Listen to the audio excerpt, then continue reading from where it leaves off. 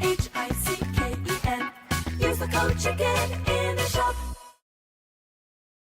Hey guys, the Chicken is here. We are back today with another Boom Beach video, and in today's video, guys, we're going to show you what's been working, what hasn't been working, going into the final weekend of Season 63. So if you haven't already, appreciate it if you subscribe to the channel. If you're going to grab anything shop, appreciate it as well. If you throw in that code CHICKEN, it does help to support. And let's get into it. So, made a little bit of progress today. 2462 is where we're currently at. This brings us to 314 on the leaderboard, and the current 500 cutoff is... It's moving quickly, ladies and gentlemen. It's moving quickly. It's currently at 24 and 7, so I think we're kind of far from safe. I think 25 ideally is where we want to get to, but for now, I'm going to just show you guys what's been working, what has been working. This base seemed to do pretty well, so if you want to try it out, take a shot at it. Take a screen grab right there. Maybe zoom in a little bit for you so it's easier. And I mean, at this point, what you need is max tech. And as you can see from the log, it was not easy wins. It was not up and down. It was a lot of crappy matchmaking, if I'm being completely honest. But it was a lot of up, down, all around. There's nothing that seemed to really get us ahead. So this is max defense. I've got everything in the tech tree. So let's maybe, you've seen the base, let's go over the tech tree. So I've got essentially everything in the tech tree at this point. And maybe you guys are on the same skill, the same tech points, or whatever. You can do a quick matchup to see if somebody's way ahead of you in tech by simply checking the tech level on the screen at the top here. So if you guys are at 2400 or something like that, then it's not the same thing. But that's kind of a good way to gauge where somebody's at in comparison to you. So I don't have this multi-node, and this is arguably the worst multi-node we've ever seen in the game, other than maybe a crappy mine one that came a few seasons ago. But anyways, let's keep moving forward. So no laser rangers, no seekers, just heavy chopper and doodles. We don't have any troop boosts. Now, the thing with the troop boosts, and I was thinking about this today, because I was trying to decide where to get my last couple unlocks first anyways. We'll probably still have to go back and get these troop boosts next, but the troop boosts only do about a 10% health and damage buff, roughly. So if you're debating getting the troop boosts over the stat nodes, get the stat nodes first. It should always be stat nodes first and then troop boosts, basically is what I want to say. So see, we move up here. We still got... I still had a heavy amount of building damage. We'll go over the final stats in a sec. Because I think this is what I'm going to run over the weekend too. So, yeah. Heavies, we can also boost those up. So that'll be something... A lot of kind of minor boosts that aren't going to make a huge difference. And the only thing I'm really missing is troop health. So that'll be our next unlock. And then I think that's going to be what gets us to 25, hopefully. But yeah. So we went with the negative shock launchers here because -2 critter launchers didn't make sense. Not having any boom cannons, which is what the -2 boom cannons there would have done. I think I might have one from another node. Wouldn't probably have made sense. And I think that's pretty much what we've done. I did switch up a lot of stats today, so I opted, instead of the extra boom cannon, I went for the 3 sniper towers. Just for more buildings on the base, just for more buildings out.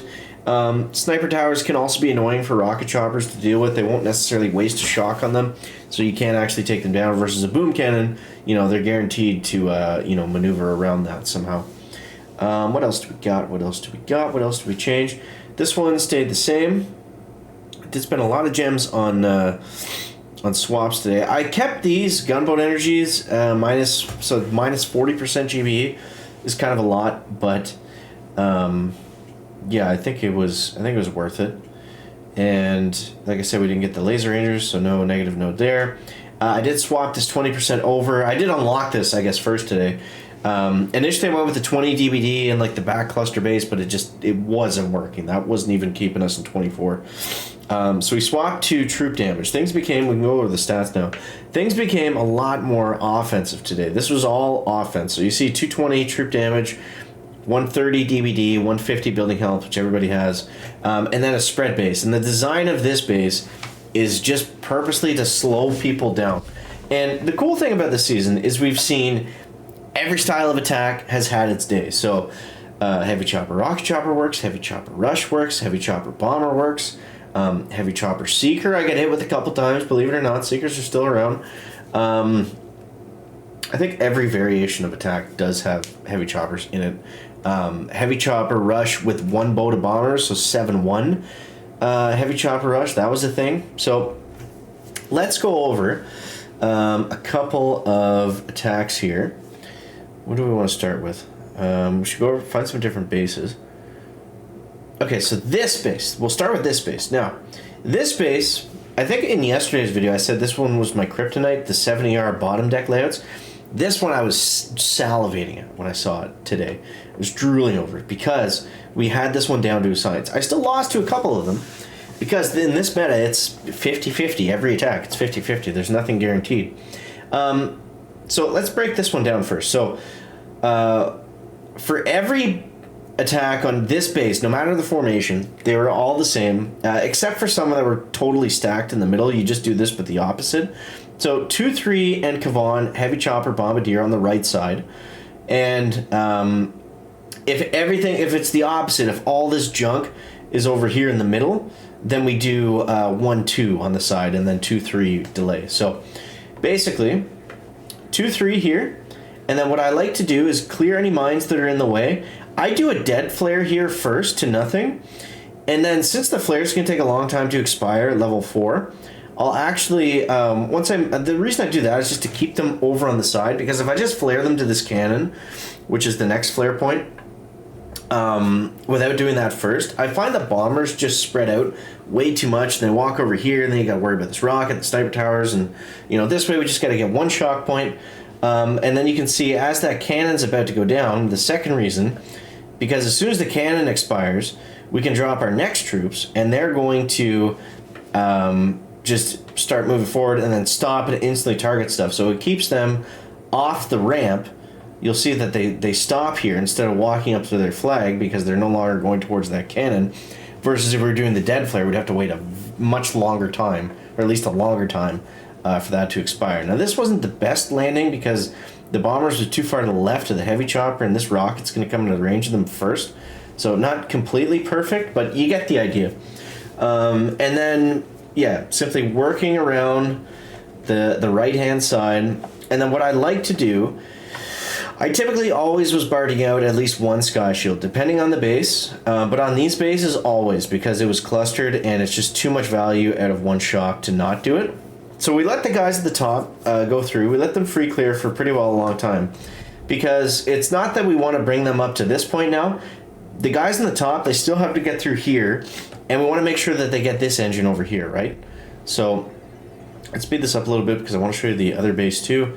Yeah, so they get through this one, and then we want to make sure that they get through the other one, however they end up doing that. And then the most important thing for the guys down south is we want to make sure that the critter launchers are shocked, and if we're running low on troops, shock the Doom Cannon. But the critter launcher, since this is a base race, those are what's going to slow you down the most. So now we're just waiting for this engine to go down, now we can flare and shock, and that's all we got to do right there. And that got us a somewhat decent time, I think. Who was that against? That was the bottom one, right? 157. So not terrible. Not terrible. 150, 155 plus seemed to be the consistent time that you wanted to try to get. Now, we'll go against Mr. Klingklong. Now, this was my highlight of the season, I think, this attack. And shout out to Klingklong. He's got a YouTube channel. I also talk with him somewhat frequently. Great dude. Amazing warship player. World's better than I could ever hope to be. But yeah. Oh, it was actually the same base. Okay, so let's find another base. That one was cool because it came down in 1 second. He was 25, I was 24. Actually wasn't on a win streak, but we still got 17 stars, which was great. So these bases are pretty common. They're also fairly easy in terms of not easy to win against, but in terms of just the attack, it's pretty straightforward. So what I like to do is I go 2-6. The last attack was 3-5, so always 3-5 on the middle 70R, 80R base, whatever it is, and then 2-6 always on the top base because we're not fizzling on this one, and we want to go fast because it's a longer run.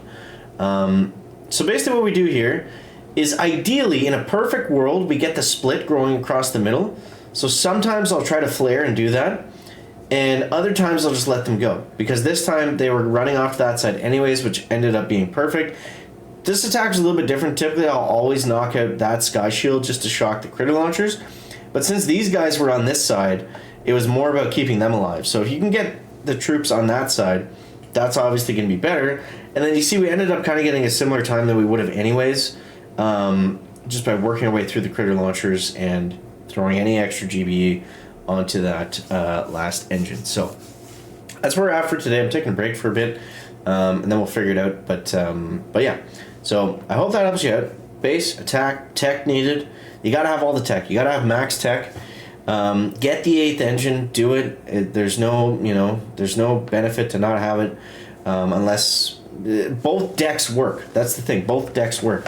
I like this one better. If I had a choice of the two, I'd still take this one.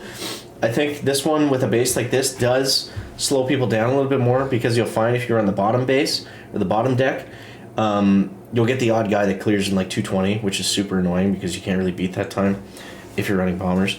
So yeah, hope you guys enjoyed the video. Let me know what you think down below in the comments. Catch you next one, guys. Check it out. Back.